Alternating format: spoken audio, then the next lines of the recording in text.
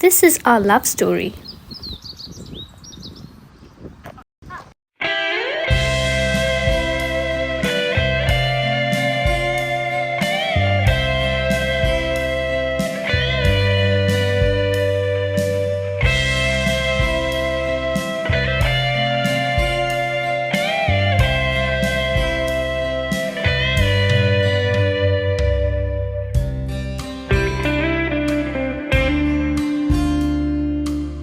Stop! No, don't ruin my moment. But that's not what happened.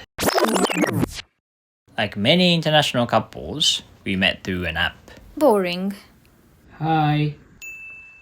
Hi. Learning Japanese. I'm in Bangalore for work. Oh, I'm also in Bangalore. Let's meet. Sure, how about tomorrow? Sure. Cool. We met the next day for dinner and I took him to a Tibetan restaurant. It's my first time having Tibetan food. It's really good. Yeah, a lot of my Japanese friends like Tibetan, so I guessed you'd like it too. So, what do you do? I'm an architect, I just graduated. What about you? I'm a software engineer. To not bore you anymore, let's stop here for now.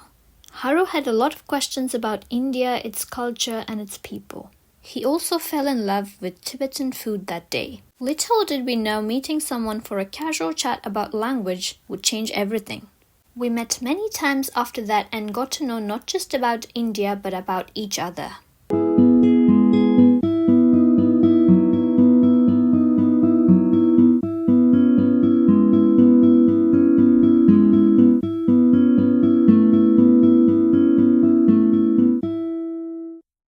And one evening, out of the blue, this happened.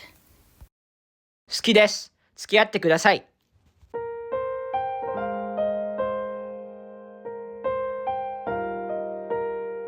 Line straight out of an anime. You forced me to say this.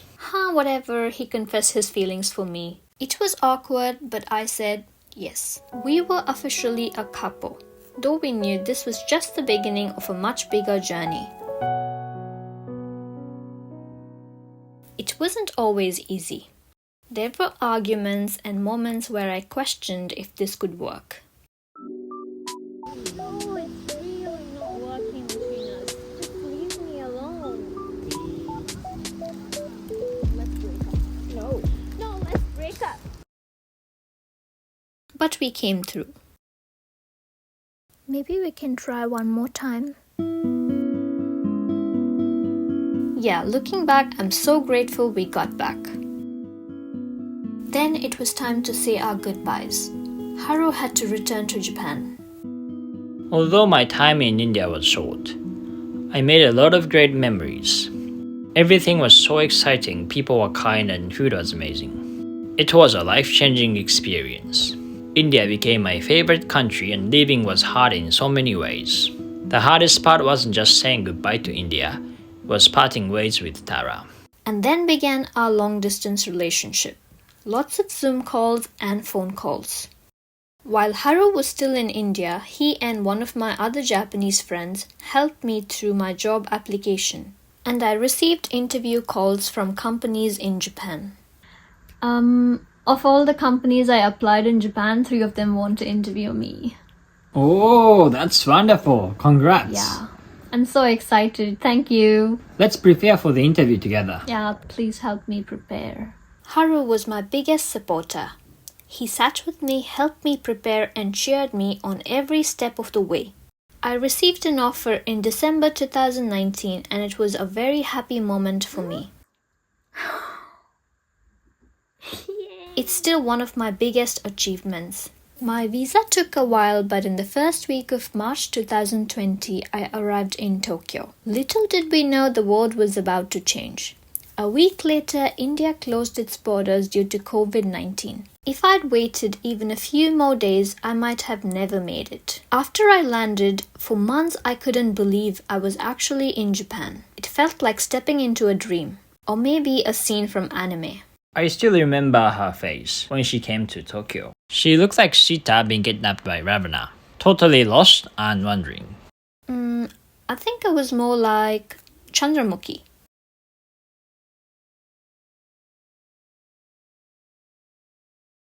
Being in a new country with so many things I was seeing for the first time, I couldn't help but explore everything with fascination. What is this? What is this? What is this? My Japanese reading skills were so bad. I struggled to read the labels.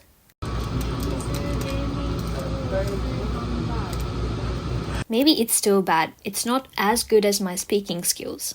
Anyways, years that followed were some of the best of my life. We traveled across Japan and visited so many places. Traveling with Tara showed me a side of Japan I'd never seen before, and in return, I introduced her to things I love about my country and culture. Of course, every love story has its challenges. I like someone, a Japanese guy.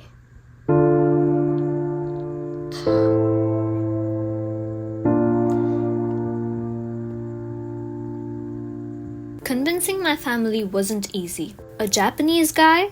They said no way. But after months of talking and all thanks to my late grandmother, they finally came around. Then came the paperwork. The Japanese marriage registration was smooth, but getting a bachelor certificate from India, that was a nightmare. It took months, but once we had it, the Japanese registration was done in a day. The Indian registration, though, was a completely different story. We needed witnesses, endless forms, and more patience than I thought I had. But eventually, we made it through. And just like that, we are officially married in 2 countries. Then we had our wedding in India. Our wedding was such a magical experience for me. Honestly, I felt like I was in an Indian movie. The colors, the music, the food, it was so much fun. It was definitely once in a lifetime experience. I will never forget that moment. I kept thinking, am I dreaming or is this real life?